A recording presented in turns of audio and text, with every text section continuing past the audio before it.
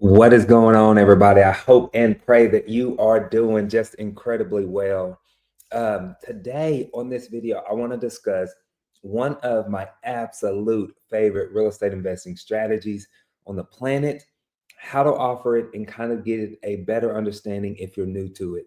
So, if you can tell by the title, we are going to be talking about sub twos, purchasing properties subject to the existing mortgage. Okay. Before I dive into content, hit the like button. Please subscribe. The channel is growing. I'm excited about that. My goal is to give and provide as much information as I possibly can.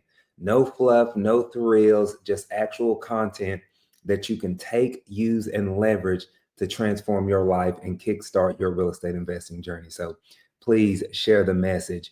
Also, there'll be a link in the description for my up and coming masterclass, a live 3-day event, deep dive into real estate investing, where we go over wholesaling, flips, rentals, numbers, case studies, all of that good stuff. So click on that link below. It'll be in the description. But let's get into it. So, what is sub two? Sub two is purchasing a property subject to the existing mortgage. Okay. I need you to know that this is not a loan assumption. Okay. A sub two and a loan assumption are two different strategies. Okay. Two completely different things. So, I need you to know this. That's the first thing. And what happens when you go and close on a sub two, the current loan stays in place.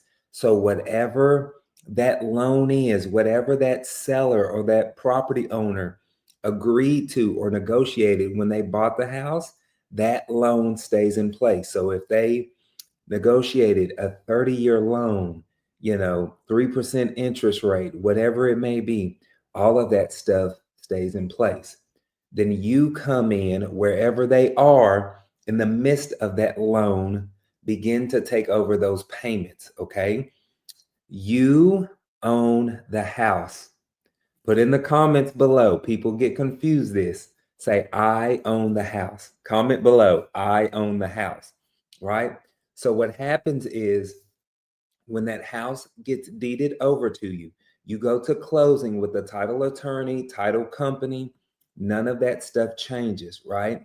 The only thing that changes is that the loan is not getting paid off. So, what we do in these cases, we get information release form, and then we also get a power of attorney over that property. So, what this allows us to do is that when we close on that property, we send in that information release form, we send in that POA, so that way we can call and have access to the account to make payments on the seller's behalf, all of that good stuff. Okay. This is an amazing, amazing strategy that you can use for just about any exit strategy. So you can wholesale these. You can fix them. You can use them for fix and flips. I personally love them for rentals. I try to accumulate as many of my rentals through this one method.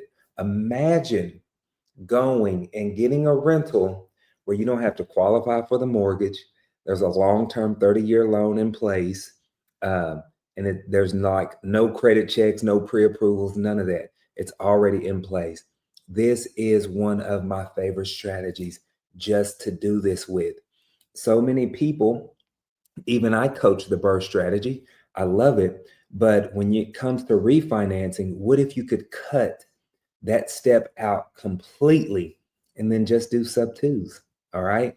It's an incredible. You can get newer houses. Most of these are already ready to go, livable, and they don't take much in repair. So it's a great strategy for you to start playing with. So now that we know that the loan doesn't get paid off, we know that we own the property, right? And we can do whatever we like with it. When do you offer a sub two? I think this is just equally as important.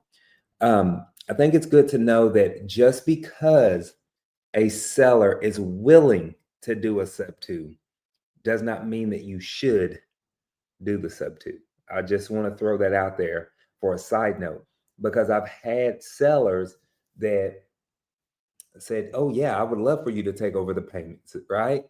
But then they're behind in their payments 8 months, and their mortgage is, $2,800 a month, and so there's a reinstatement on that property of 40, $50,000. Well, you would have to bring that 30, 40, $50,000 to the closing table to bring that loan back current, right? That's probably not a deal that you want to do, okay, for a sub two. So just know that as well. Just because they're willing to do it doesn't mean that you should do it, all right? Now, back to my point, I'm sorry. When we offer it. So for me, I always, always, always start with my cash offer. So if you've seen any of my other videos, you know that I offer 70% of the ARV minus repairs. That is my golden formula offer that I use. When I make that offer, let's say that offer is $100,000, and that seller comes back and says, "Hey, Clifford, that doesn't work for me because, I owe $100,000 on the mortgage," or sometimes even more. What if I owe $105,000, $110,000? Well, now that I know my cash offer doesn't work, I ask the seller, "Well, hey, in some cases, we have been able to take over the payments. Is that something that you're open to?" Right? And then we go down that discussion of the pros and cons and what that looks like to do a sub two. I like to break it down for them thoroughly so they know that that loan does not get paid off, that it stays in their name. Okay. So this is an amazing strategy for you to have and keep in your tool bag. I tell a lot of new investors when they're getting started, yes, I love wholesaling. Yes, I love my cash offer. But imagine building a house with just a hammer, right? You can only do so much. You can only do so much. But when you have multiple tools, multiple strategies, whether that's sub two or novation or wholesaling, cash offers, we can make the best offer for every different seller, every different situation, and thus makes us more competitive and basically better and well rounded at what we do. So don't be scared to go out there and start making these sub two offers. Let me know if this was valuable and what questions you have. See you soon.